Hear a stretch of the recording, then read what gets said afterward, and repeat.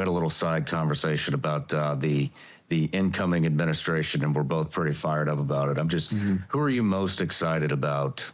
Do you have anybody in particular? I'm most excited about Elon and Vivek and the DOGE effort, because this is something I've wanted to see for forever. I'm probably like one of the only guys in tech that's done a lot in policy on the right, on the small government side for the last 10, 20 years. And it's like the world just like shifted this way. Like the vibe shift is exactly in line with stuff I've been thinking and talking about for a decade. So I'm so excited about this. This video offers a candid look at the shifting political landscape with insights on government reform, corruption, and the efforts of figures like Elon Musk and Vivek Ramaswamy. If you're interested in the future of politics and change, this video is a must-watch. How fast do you think they're going to start cleaning this stuff up? They're already doing it, man. They can't really officially do it yet, but they're already making all the plans. There's people working hard there. There's guys pinging me, Joe, we need another engineer for this. We're trying to map this out. We need more lawyers for this. They're going right now as hard as they can and getting ready. So it's going to be really bold. Now, this conversation taps into a powerful moment in time where tech and policy are converging in ways we haven't seen before. Elon, Vivek, and their efforts with DOGE are aligning with a shift towards smaller government and more efficient, tech-driven solutions that many of us have been pushing for. The excitement around this movement is palpable. It's not just about ideas anymore. It's about action. The fact that they're already laying the groundwork for real change is promising, and it raises the question, can this new wave of leadership and innovation truly bring about the reforms we've been waiting for? Do you think they'll have it all mapped out before they even step in? Well, I think the way Elon works in general is just like, what can we do right now? And then what can we do next? Let's just focus on what we can do right now. So they have what's called their day one priorities, and they're just focused and sprinting on everything they could do day one. And I think they're going to have a lot of stuff ready for day one. Where do you think they're going to start? Do you think they'll go from agency to agency to, you know what I mean? Will they do it in sections, or will it be all one big sweep in different stages? They're bringing in like at least like well over 100 people for the DOGE effort, and there's going to put a few of them directly into each agency. A lot of the transition team itself is hiring people to put into these jobs who are the policy, there's these policy placements that are all working with DOGE and being liaisons with DOGE. And, they're going to come out of the gate with a bunch of general things, a bunch of removing certain people, a bunch of removing certain regulations. There's all sorts. I can't go into the details exactly of what they're going to be doing, but it's going to be really aggressive right from the start. This approach speaks to the level of efficiency and urgency we're likely to see with this new administration. The day one priorities show that they're not wasting any time.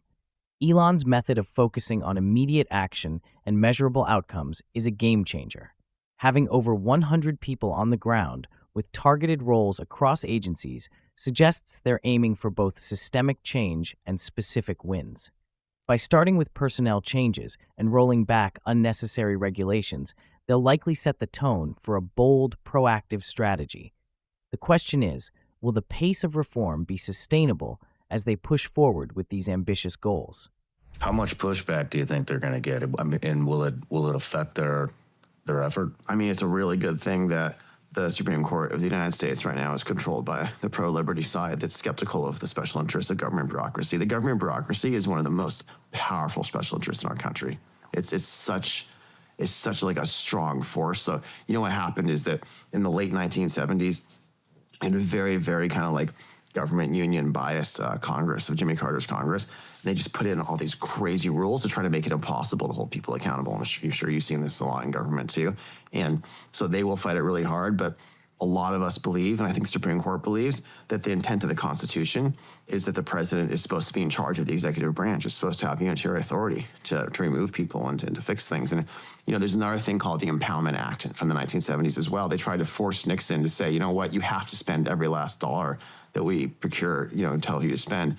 And I'm not sure that's constitutional either. That's an unconstitutional thing coming from Congress on the presidency. So I think controlling the presidency, controlling the courts, we only partially control Congress because you really need 60 senators to really do something bold, but we partially control that too. We should be able to get a lot done here.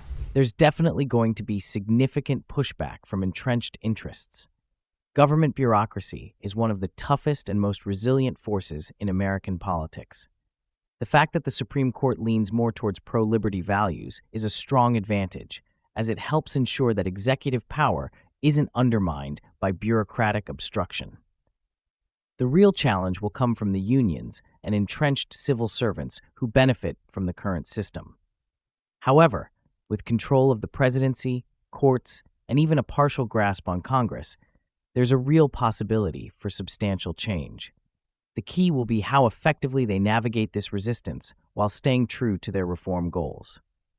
Man, I hope so. The whole world's watching, man. I was with someone, even like freaking Keir Starmer's government, which I have some issues with over in the UK. Obviously, they're like kind of more really hard left side. Like even people out there is like they know they have to cut their bureaucracies. Bureaucracies are like these cancers, man, that have grown out of control. They're unelected. They think they're in charge. They're laughing and saying, "Don't worry, we'll be here forever. We're gonna stop whatever you do."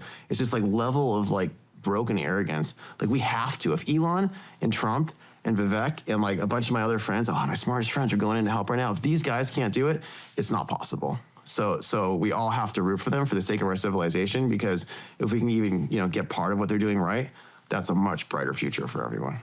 The challenge is immense, but they're right. The world is watching, and this is a pivotal moment. Bureaucracies, with their unchecked power and often disconnected mentality, are real obstacles to progress. What's unique here is the combination of political leadership, innovation, and a drive for accountability that figures like Elon, Trump, and Vivek bring to the table. If they can't make a meaningful change, it's hard to imagine who could. The stakes are high for our civilization, and the potential for a brighter future hinges on tackling these entrenched systems. We all need to rally behind this effort to create the change that's so desperately needed. Who else are you excited about?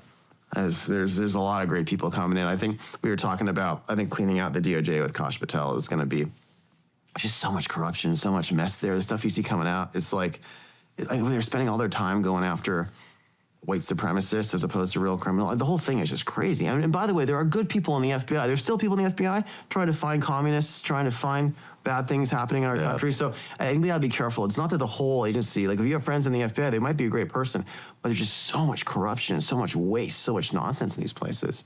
Yeah, I'm ecstatic that Cash got in there. I think he is going to do a phenomenal job.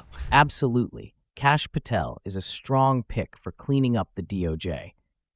The corruption and misdirection, like focusing on white supremacy over real criminal activity, is staggering. It's critical to recognize that while there are still good people in agencies like the FBI, the leadership and certain elements within it have allowed serious issues to fester.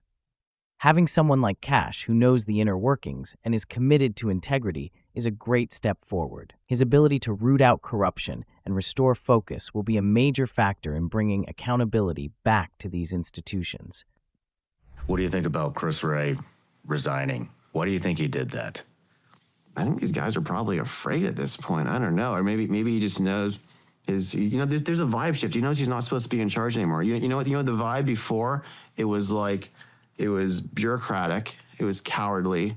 It was guilt-ridden. That was the vibe from the whole, woke movement. And now instead the vibe is greatness, it's courage, it's joyous ambition. The whole country has just shifted away. These guys, there's this overvalue on credentialism, right? Just fake credentials, and now we're shifting towards human judgment and common sense. It's like nature's healing here, man. Things are going back to the right way, and I think a lot of people know that their time is over. Chris Wray's resignation could be a reflection of the massive shift happening in the country right now.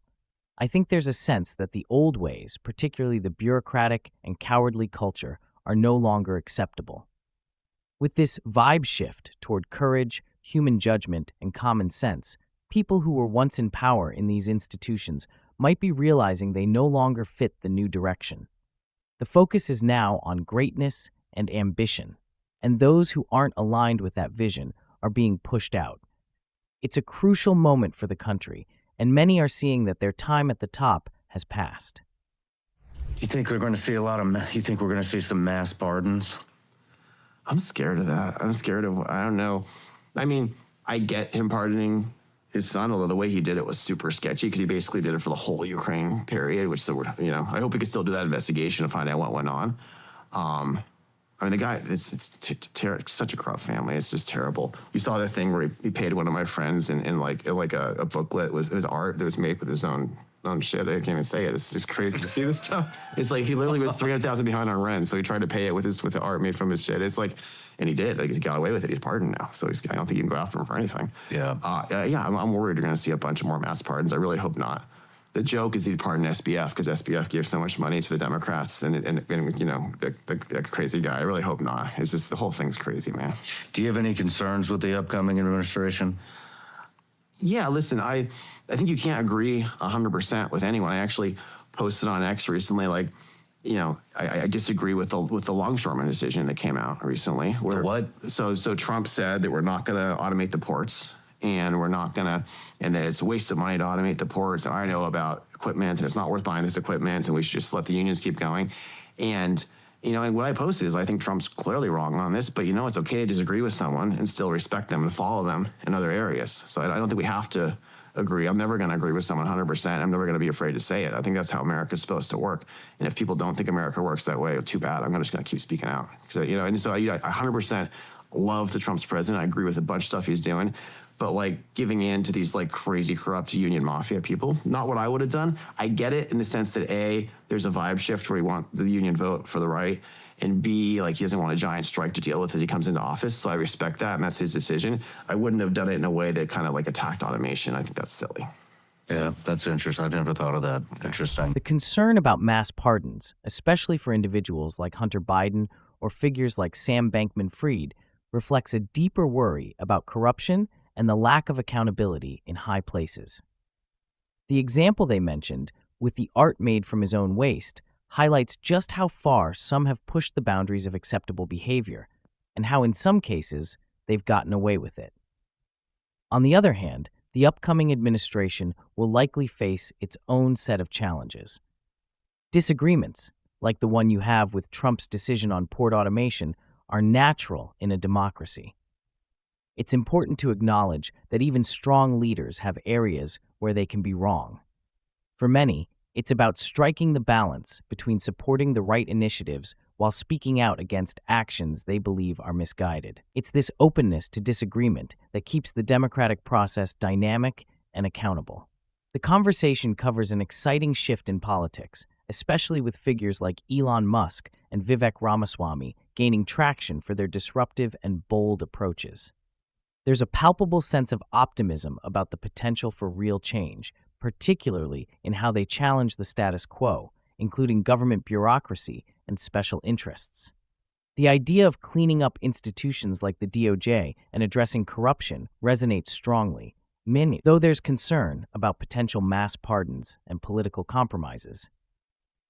While the upcoming administration may face significant challenges, including disagreements on specific policies, the general sentiment is that the country is ready for a transformation, pushing for accountability and common sense governance despite the hurdles ahead.